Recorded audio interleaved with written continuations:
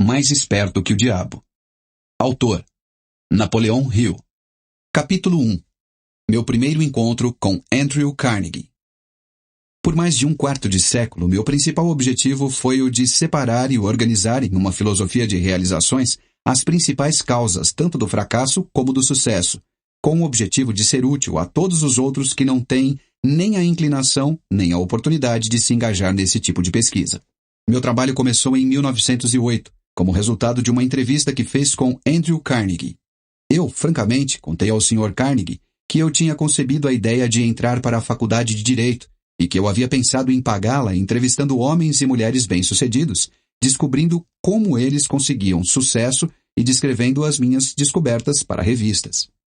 No final da minha visita, o Sr. Carnegie me perguntou se eu tinha ou não coragem para realizar algo que ele estava para me oferecer. Respondi que coragem era tudo o que eu tinha e que estava preparado para dar o meu melhor, independente da proposta que ele tinha a me oferecer. Ele então disse, abre aspas, a sua ideia de escrever histórias sobre homens e mulheres bem-sucedidos é memorável enquanto ideia, e eu não tenho nenhuma intenção de tentar desencorajá-lo de cumprir o seu objetivo. Mas eu preciso lhe dizer que, se você realmente quer fazer um serviço que seja útil, não somente para as pessoas de hoje, mas também que dure para toda a posteridade, ocupe o seu tempo organizando, baseado nessas histórias, as causas do fracasso e do sucesso dessas pessoas. Há milhões de pessoas no mundo que não têm a menor concepção das causas do sucesso e do fracasso. As escolas e faculdades ensinam praticamente tudo, exceto os princípios da realização pessoal. Eles exigem que jovens, homens e mulheres, passem de 4 a 8 anos adquirindo conhecimentos abstratos, mas não os ensinam o que fazer com esse conhecimento depois de tê-lo. Abre aspas. O mundo está precisando de uma filosofia de realização prática e inteligível, organizada a partir de conhecimento resultante da experiência de homens e mulheres da grande universidade da vida.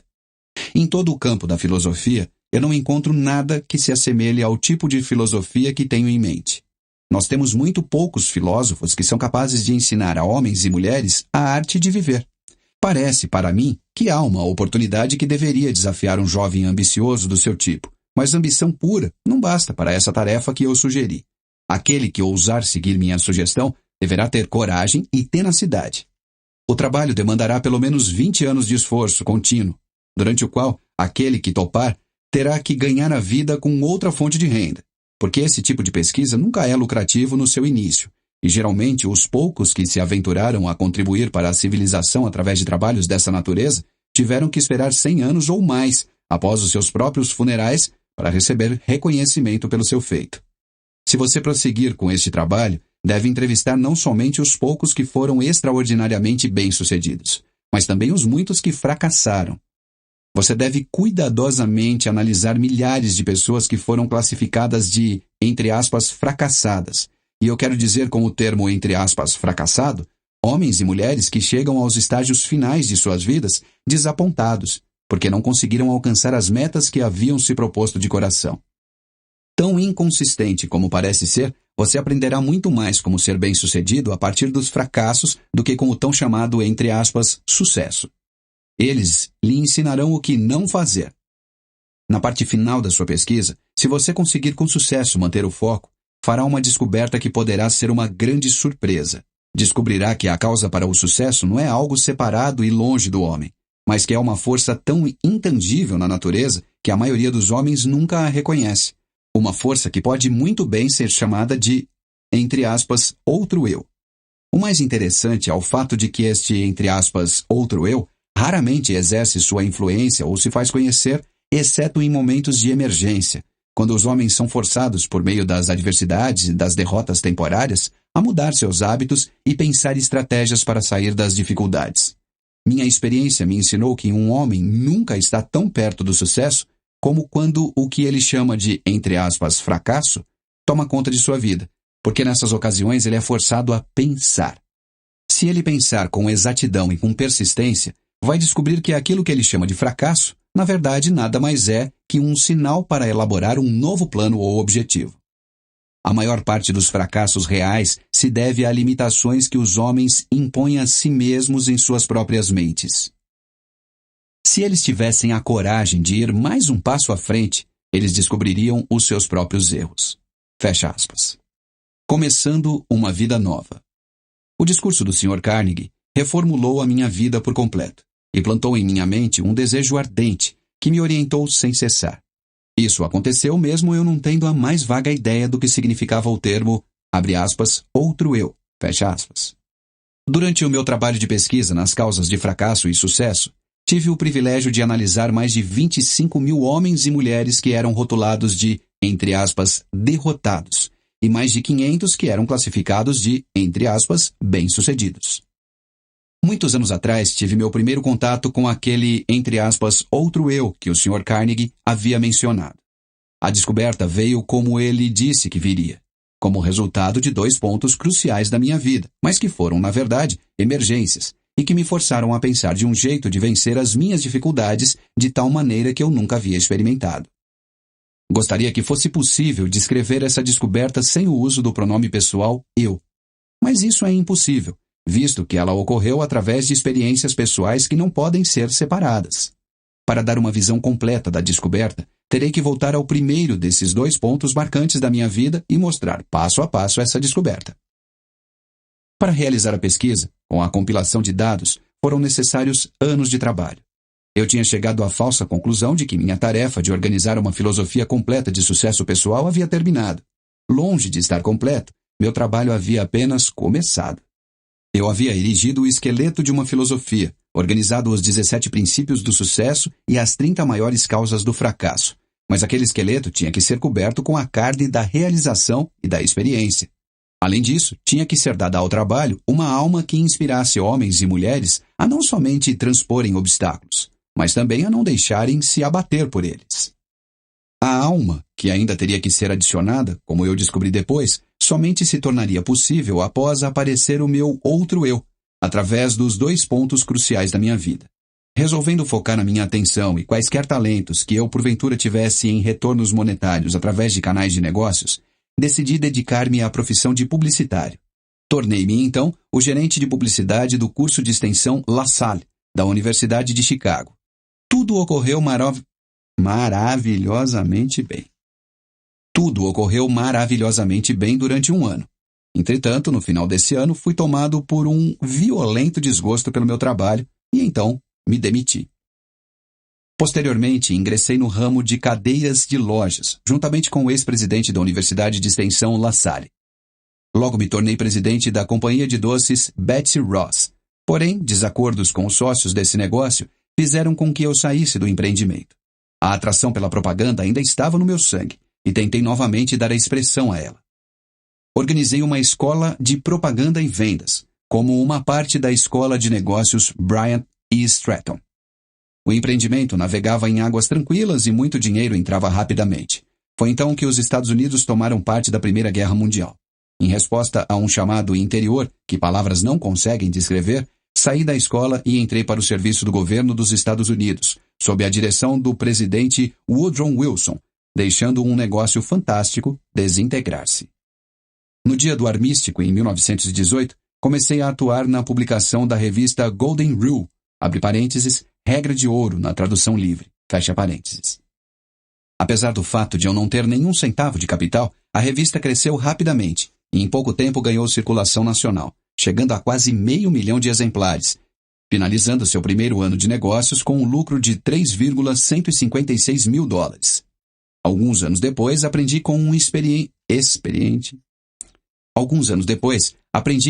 experiente executivo de uma empresa de publicações que nenhum homem capaz naquele ramo pensaria em começar uma revista tal como esta com menos do que $500 mil de capital. A revista Golden Rule e eu estávamos destinados a nos separar. Quanto mais sucesso alcançávamos, mais descontente eu me tornava. Até que finalmente, devido a um acúmulo de perturbações causadas por sócios no negócio, dei a revista como um presente a eles e deixei o negócio. Com essa atitude, provavelmente joguei fora uma pequena fortuna. Logo após, organizei uma escola de treinamento para vendedores. Minha primeira missão era treinar um exército de vendas de 3.000 pessoas para uma rede de lojas. Receberia $10 para cada vendedor que frequentasse a minha aula. Dentro de 6 meses, esse trabalho havia me rendido um pouco mais de $30 mil. O sucesso, em termos financeiros, estava coroando meus esforços com abundância. Novamente, meu espírito estava descontente. Eu não estava feliz. Tornava-se a cada dia mais óbvio que nenhuma quantidade de dinheiro em algum momento me faria feliz. Sem a menor desculpa razoável por minhas ações, saí do negócio e desisti de um empreendimento no qual teria facilmente recebido um salário satisfatório. Meus amigos e sócios no negócio pensaram que eu estava louco, e eles não estavam tão errados nos seus pensamentos. No fundo, eu estava inclinado a concordar com eles. Mas parecia que não havia nada que eu pudesse fazer para mudar de ideia. Procurava pela felicidade, e ainda não a tinha encontrado. Pelo menos, essa é a única explicação que eu poderia oferecer para justificar as minhas atitudes um tanto quanto inusitadas. Qual o homem que realmente conhece a si mesmo? Isso aconteceu no final do outono de 1923. Eu me sentia solitário em Columbus, Ohio, e sem recursos. Pior ainda, sem nenhum plano para me tirar daquela situação difícil. Na verdade, era a primeira vez na vida que eu estava acuado devido à falta de recursos. Em muitas ocasiões, já havia passado por momentos de aperto, mas nunca antes havia faltado dinheiro a tal ponto de eu não conseguir suprir minhas necessidades pessoais. A experiência me assombrou. Eu parecia estar totalmente à margem do que poderia ou deveria fazer. Pensei em uma dúzia de jeitos de conseguir resolver os meus problemas, mas descartei-os, todos. Eram impraticáveis e impossíveis de realizar. Me senti como alguém que estava perdido em uma selva sem uma bússola sequer. Toda tentativa que eu fazia para me tirar da dificuldade acabava me trazendo de volta para o ponto de partida. Por quase 2 meses, sofri com a pior das doenças humanas, a indecisão. Comecei os 17 princípios da realização pessoal, mas não sabia como aplicá-los. Sem saber, estava encarando uma daquelas emergências da vida que o Sr. Carnegie havia me falado. Situações essas em que os homens muitas vezes descobrem os seus outros eus. Meu estresse era tão grande que em nenhum momento me ocorreu sentar, analisar a sua causa e procurar a sua cura. Derrota é convertida em vitória. Uma tarde tomei uma decisão que me ajudou a sair daquela situação. Eu tinha um sentimento de que o que eu realmente desejava era sair para os, abre aspas, espaços abertos do país, fecha aspas, onde poderia respirar ar fresco e, principalmente, pensar. Comecei a caminhar e já havia percorrido mais ou menos 7 ou 8 milhas, quando de repente me vi parado.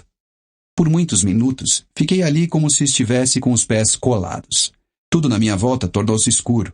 Eu podia ouvir o som estridente de alguma forma de energia que estava vibrando a uma frequência muito alta.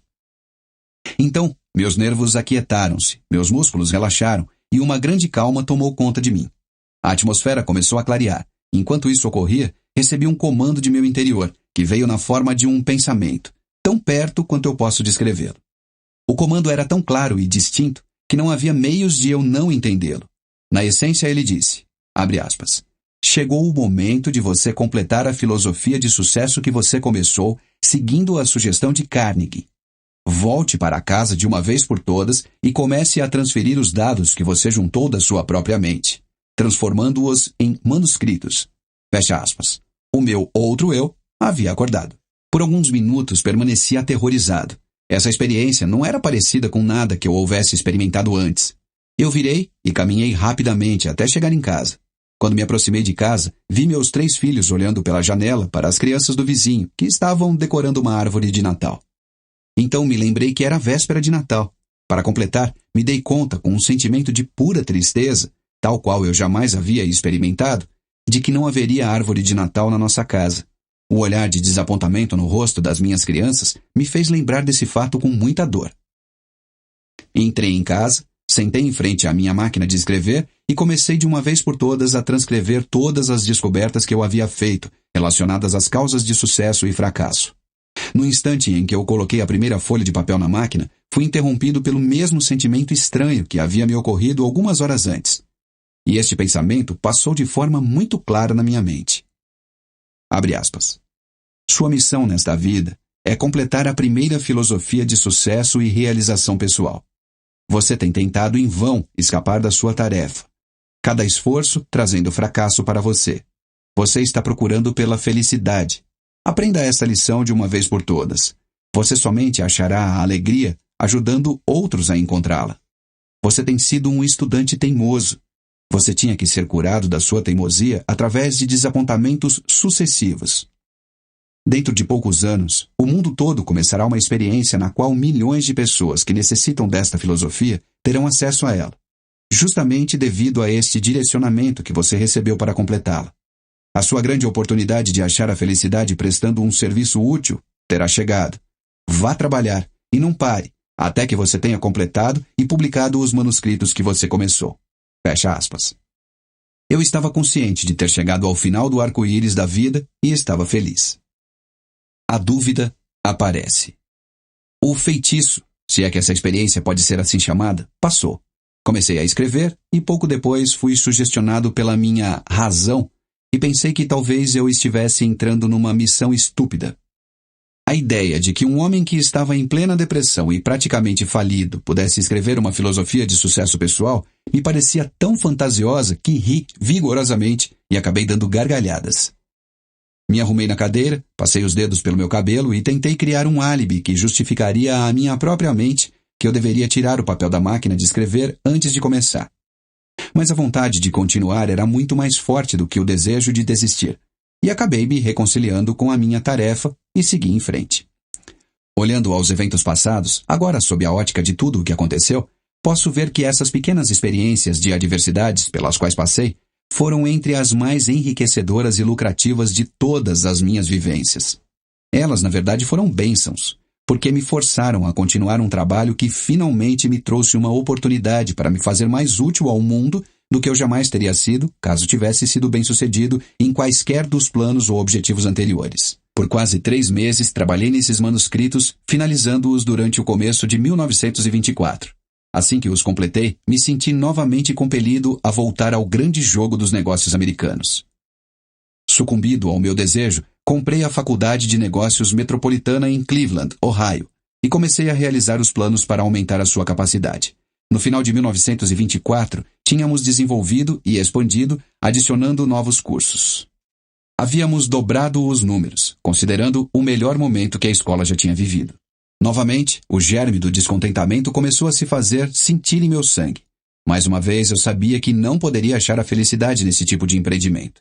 Repassei o negócio aos meus sócios e fui para a plataforma de palestras, falando sobre a filosofia de realização e sucesso pessoal, para a organização pela qual eu havia devotado tantos dos meus anos anteriores. Uma noite estava marcado para eu palestrar em Canton, Ohio. O destino, ou o que quer que algumas vezes pareça moldar o futuro dos homens, não importasse o quanto eu tentasse lutar contra ele, novamente me colocou cara a cara com uma nova e muito dolorosa experiência. No meu auditório em Canton estava sentado Don R. Mallett, responsável pela publicação do Canton Daily News. O Sr. Mallett ficou tão interessado na filosofia de realização e sucesso pessoal da minha palestra naquela noite que me convidou para visitá-lo no dia seguinte. Essa visita resultou em um acordo de parceria, que era para ter acontecido no dia 1º de janeiro seguinte, quando o Sr. Mallett planejava renunciar ao cargo de chefe da publicação do Daily News para se encarregar do negócio e da publicação da filosofia na qual eu estava trabalhando. Contudo, em julho de 1926, o Sr. Mallett foi morto por Pat McDermott, uma figura carimbada do submundo e um policial de Canton, sendo ambos posteriormente sentenciados à prisão perpétua. Ele foi morto porque estava expondo em seu jornal uma ligação entre os bandidos e alguns membros da polícia de Canton. O crime foi um dos mais chocantes que a era da proibição já produziu. O acaso? Interrogação. Salva minha vida. Na manhã seguinte à morte do Sr. Mallett, fui chamado no telefone por uma pessoa desconhecida, que me alertou de que eu teria 1 hora para sair de Canton e de que eu poderia ir voluntariamente dentro de 1 hora, mas se eu esperasse mais tempo, eu provavelmente iria dentro de um caixão. Minha associação com o Sr. Mallett havia aparentemente sido mal interpretada. Seus assassinos, de certo, acreditavam que eu estava conectado de forma direta à exposição que ele vinha fazendo em seus jornais. Não esperei acabar o meu limite de 1 hora, mas imediatamente entrei no meu carro e dirigi para a casa de parentes nas montanhas a oeste de Virgínia, onde fiquei até que os assassinos tivessem sido colocados na prisão. Essa experiência veio bem dentro da categoria descrita pelo Sr. Carnegie como, entre aspas, uma emergência, que força homens a pensarem. Pela primeira vez na minha vida, conheci a dor do medo constante. A minha experiência de alguns anos anteriores em Columbus havia preenchido a minha mente com a dúvida e indecisão temporária, mas esta preencheu a minha mente com um medo que parecia impossível de remover. Durante o tempo em que eu estava escondido, raramente deixava a casa à noite. e, quando saía, mantinha minha mão em uma pistola automática levada no bolso do casaco, mantida destravada para a ação imediata. Se um automóvel estranho parasse em frente à casa onde eu estava escondido, eu ia imediatamente para o porão e, com cuidado, escrutinava os seus ocupantes através das janelas. Depois de alguns meses convivendo com esse tipo de experiência, meus nervos começaram a sentir. A coragem sumiu por completo, assim como a ambição que eu tinha em meu coração durante os longos anos de trabalho em busca das causas do fracasso e do sucesso também partiu. Vagarosamente, passo a passo, me senti caindo num estado total de letargia, da qual eu temia que jamais conseguisse emergir.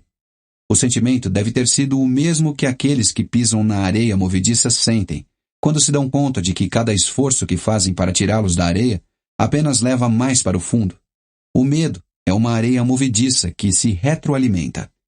Se a semente da insanidade estivesse presente na minha constituição física, certamente ela teria germinado durante esses meses, subsistindo como um morto-vivo. Indecisão completa, sonhos irresolutos, dúvidas e medo eram tudo que a minha mente experimentava dia e noite. A emergência que eu encarei fora desastrosa por 2 motivos. Primeiro, a verdadeira natureza dessa emergência me manteve num estado de constante indecisão e medo. Segundo, esse enclausuramento forçado me deixou em um estado de tensão constante. Eu tendia a me preocupar com o peso do tempo que passava. A minha faculdade da razão tinha sido quase paralisada. Me dei conta de que precisava trabalhar a minha mente para sair desse estado mental. Mas como? Os recursos que tinham me ajudado a resolver todas as emergências anteriores da minha vida parece que criaram asas e me deixaram completamente à mercê da situação. Além de todas as dificuldades que eu estava enfrentando até esse momento, outra solução que parecia mais dolorosa que todas as outras combinadas surgiu.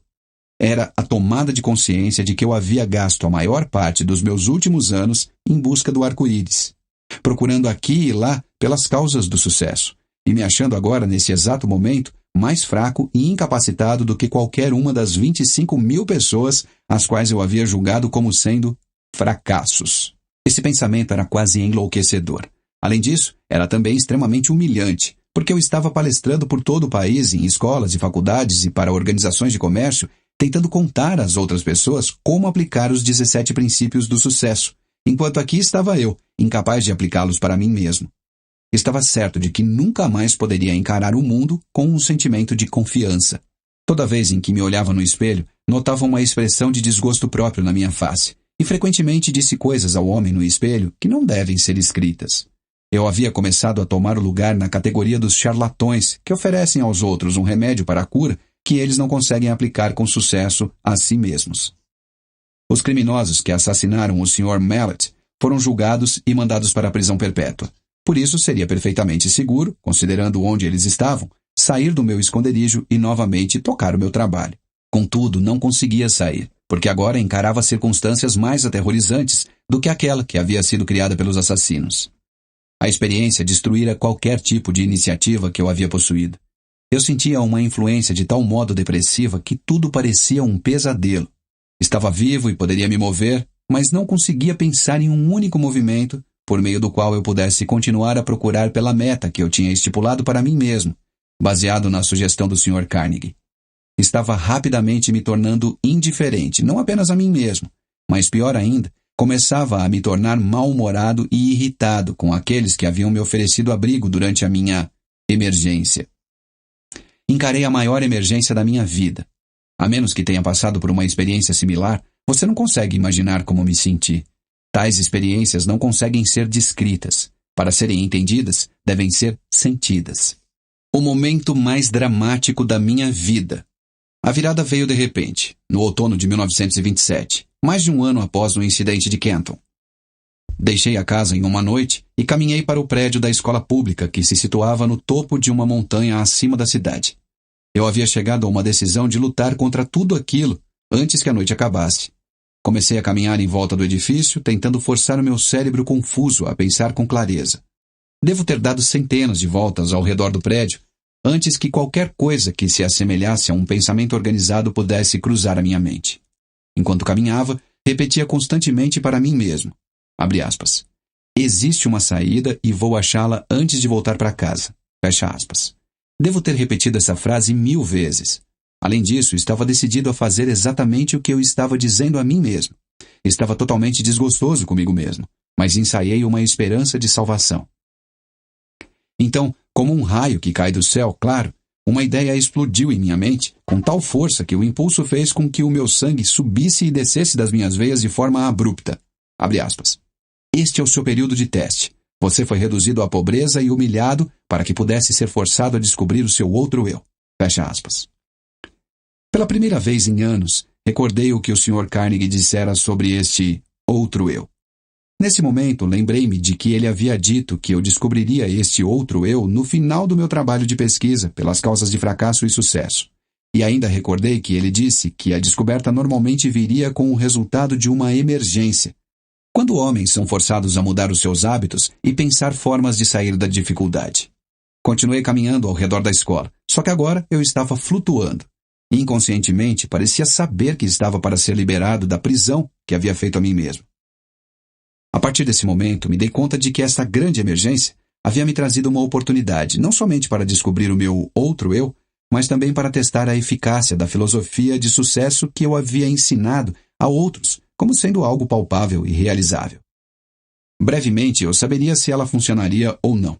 Tomei a decisão de que, se ela não funcionasse, eu queimaria todos os manuscritos e nunca mais me sentiria culpado por tentar provar aos outros que eles eram, abre aspas, os mestres de seus destinos, os capitães de suas almas, fecha aspas. A lua cheia estava recém cobrindo o topo da montanha. Eu nunca havia visto brilhar tão intensamente antes. Enquanto estava contemplando, outro pensamento cruzou a minha mente. Abre aspas. Você tem mostrado às outras pessoas como dominar o medo e como sobrepujar as dificuldades que surgem nas emergências da vida.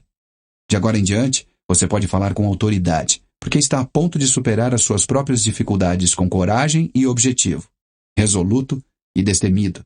Fecha aspas. Com este pensamento veio uma mudança na química do meu ser, que me elevou a um estado de euforia que eu nunca havia experimentado. Meu cérebro começou a clarear, e o estado de letargia no qual ele se encontrava começou a passar. A minha razão passou a trabalhar novamente. Por um breve momento estava feliz pelo privilégio de passar por longos meses de tormento, já que a experiência me ofereceu a oportunidade de testar a eficácia dos princípios de sucesso, os quais eu vinha pesquisando de forma inexorável. Quando este pensamento surgiu, parei, uni os meus pés, saudei, eu não sabia o que ou quem, e fiquei rigidamente em estado de meditação por muitos minutos.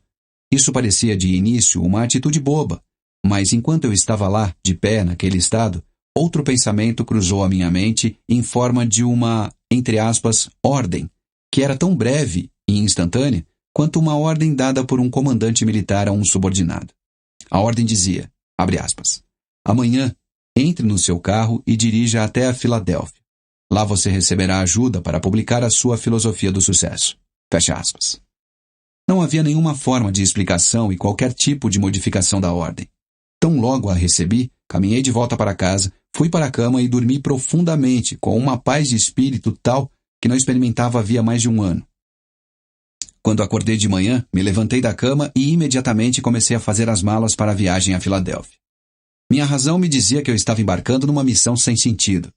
Quem eu poderia conhecer na Filadélfia que pudesse me ajudar financeiramente a publicar 8 volumes de livros a um custo de $25.000? Eu me questionei. Instantaneamente ouvi em minha mente a resposta para essa questão de forma tão clara como se as palavras tivessem sido ditadas em meu ouvido. Abre aspas. Você agora está seguindo ordens em vez de ficar fazendo perguntas. O seu outro eu estará no comando durante toda esta viagem. Fecha aspas. Havia outra condição que parecia fazer a minha preparação para ir à Filadélfia algo que beirava o absurdo. Eu não tinha dinheiro. Esse pensamento mal me havia ocorrido quando o meu outro eu explodiu dando uma ordem enfática. Abre aspas. Peça para o seu cunhado $50 e ele emprestará para você. Fecha aspas. A ordem parecia definitiva e final. Sem qualquer hesitação, segui as instruções. Quando pediu dinheiro ao meu cunhado, ele disse, abre aspas, claro, certamente vou lhe emprestar os 50, mas se você vai para tão longe, seria melhor você levar $100, fecha aspas. Agradeci a ele e disse que $50 seriam o suficiente. Sabia que não bastava, mas essa era a quantia que o meu outro eu havia me ordenado a pedir, e foi exatamente isso que eu fiz. eu estava bastante aliviado quando me dei conta de que o meu cunhado não ia me perguntar por que eu estava indo para Filadélfia. Se ele soubesse tudo o que havia se passado pela minha mente na noite anterior, talvez pensasse que eu deveria ir para um hospital psiquiátrico em vez de sair de casa em busca do pote de ouro no final do arco-íris. Meu outro eu assume o comando. Parti com a minha cabeça me dizendo que eu era um idiota, e meu outro eu me ordenando ignorar o desafio e seguir as instruções. Dirigi a noite inteira, chegando a Filadélfia na manhã seguinte. Meu primeiro pensamento foi o de procurar uma pensão, onde eu pudesse alugar um quarto de $1 por dia. Nesse momento, novamente, o meu outro eu tomou conta e ordenou que eu me hospedasse no hotel mais luxuoso da cidade. Com um pouco mais de $40 no bolso, que era o que restava do meu capital, parecia mais um suicídio financeiro quando caminhei até o balcão e pedi por um quarto. Ou, devo dizer, quando comecei a pedir por um quarto. Meu recém-descoberto outro eu me ordenou a pedir a melhor de todas as suítes. O custo dessa suíte consumiria o meu capital em 2 dias. Obedeci. O carregador de malas pegou a minha bagagem, me entregou o ticket do estacionamento do automóvel e me conduziu até o elevador como se eu fosse o príncipe de Gales. Era a primeira vez em mais de 1 ano que um ser humano havia demonstrado tal deferência para comigo. Meus próprios parentes, esses com quem eu estava morando, longe de me mostrar qualquer tipo de consideração, ainda achavam que eu era um peso para eles. E tenho certeza de que eu era, porque nenhum homem no estado mental em que eu me encontrava no último ano poderia ser qualquer coisa além de um peso a todos aqueles com os quais, porventura, entrasse em contato. Tornava-se evidente que o meu outro eu estava determinado a me tirar do complexo de inferioridade que eu havia desenvolvido. Dei ao carregador de malas $1. Comecei a estimar quanto seria a minha conta do hotel até o fim da semana, quando então o meu outro eu ordenou que eu limpasse completamente a minha mente de quaisquer pensamentos de limitação e que conduzisse a minha vida, a partir daquele momento, como se tivesse todo o dinheiro que quisesse nos meus bolsos. A experiência pela qual estava passando era tanto nova quanto estranha para mim. Nunca consegui ser mais do que eu acreditava que poderia ser. Por quase meia hora, este outro eu me deu ordens que segui à risca durante o período da minha estada na Filadélfia. As instruções que recebi por meio desses pensamentos se apresentaram à minha mente com tal força que eles eram facilmente distinguíveis de pensamentos normais criados pelo meu eu tradicional. Eu recebo ordens estranhas de uma fonte estranha. Minhas instruções começaram dessa forma. Abre aspas. A partir deste momento, você está completamente no comando do seu outro eu. De agora em diante, você deve saber que 2 entidades ocupam o seu corpo. Na verdade, 2 entidades similares ocupam o corpo de cada ser vivente do planeta Terra. Fecha aspas. Abre aspas. Uma dessas entidades é motivada e responde pelo impulso do medo. A outra é motivada e responde ao impulso da fé. Por mais de 1 ano, você foi conduzido como um escravo pela entidade do medo. Fecha aspas. Abre aspas. Há 2 noites, a entidade fé assumiu o controle do seu corpo físico, e a partir daquele momento você foi motivado por essa entidade. Por mera conveniência, você pode chamar essa entidade fé de seu outro eu. Ela não escolhe limitações, não possui medos e não reconhece a palavra impossível. Fecha aspas. Abre aspas. Você foi direcionado a selecionar esse ambiente de luxo em um bom hotel como um meio de desencorajar o retorno da entidade medo. Esse antigo eu motivado pelo medo não está morto. Ele simplesmente foi destronado. E ele o seguirá aonde quer que você vá, esperando uma oportunidade favorável para tomar conta de você novamente. Ele somente pode tomar o controle de você por meio dos seus pensamentos. Lembre-se disso e mantenha as portas da sua mente hermeticamente fechadas contra todos os pensamentos que procuram limitá-lo de qualquer maneira, e você assim ficará salvo. Fecha aspas. Abre aspas. Não se permita preocupar-se com o dinheiro que você precisará para suas despesas imediatas. O recurso virá a você no momento em que você necessitar dele. Fecha aspas. Abre aspas. Agora, vamos aos negócios. Antes de qualquer coisa, você deve saber que a entidade fé, que agora está no comando do seu corpo, não faz nenhum tipo de milagre e também não trabalha em oposição a nenhuma das leis da natureza. Enquanto ela estiver no comando do seu corpo, ela o guiará sempre que você a chamar, através de impulsos, de pensamentos que cruzarão pela sua mente e o ajudarão a realizar todos os seus planos pela maneira mais natural, conveniente e lógica possível. Fecha aspas. Abre aspas. Acima de qualquer coisa, tenha esse fato claramente fixado na sua mente, que o seu outro eu não fará o trabalho por você. Ele somente o guiará inteligentemente no caminho para você conquistar todos os objetivos e desejos. Fecha aspas. Abre aspas. Este outro eu o ajudará a transformar todos os seus planos em realidade. Além disso, você deve saber que ele começa sempre com o seu maior ou mais pronunciado desejo. Neste momento, o seu maior desejo, aquele que o trouxe até aqui, é publicar e distribuir os resultados da sua pesquisa nas causas de sucesso e fracasso. A sua estimativa é de que serão necessários aproximadamente $25.000. Fecha aspas. Abre aspas. Entre os seus conhecidos, há um homem que estará disposto a investir o capital necessário. Comece de uma vez a imaginar e focar o nome de todas as pessoas do seu círculo de conhecidos que poderiam, de alguma maneira, ser induzidos a fornecer a ajuda financeira de que você está precisando. Fecha aspas. Quando o nome da pessoa... Abre aspas. Quando o nome da pessoa certa vier à sua mente, você o reconhecerá imediatamente. Entre em contato com essa pessoa, e a ajuda que você procura será dada. Nos seus argumentos, contudo, apresente o seu pedido em uma terminologia tal que você usaria numa transação usual de negócios. Jamais, sob nenhuma hipótese, faça qualquer referência à descoberta desse seu outro eu. Se você violar essas instruções, será acometido por uma derrota temporária. Fecha aspas. Abre aspas. O seu outro eu continuará no comando e permanecerá a guiá-lo enquanto você quiser fazer uso dele. Mantenha a dúvida, o medo e as preocupações e todos os pensamentos de limitação totalmente fora da sua mente. Fecha aspas. Abre aspas. Isso é tudo para o momento. A partir de agora, você começará a se mexer por seu livre-arbítrio, precisamente da mesma maneira que você começou antes de descobrir o seu outro eu. Fisicamente, você é o mesmo que sempre foi. Por isso, ninguém reconhecerá nenhuma mudança em você. Fecha aspas.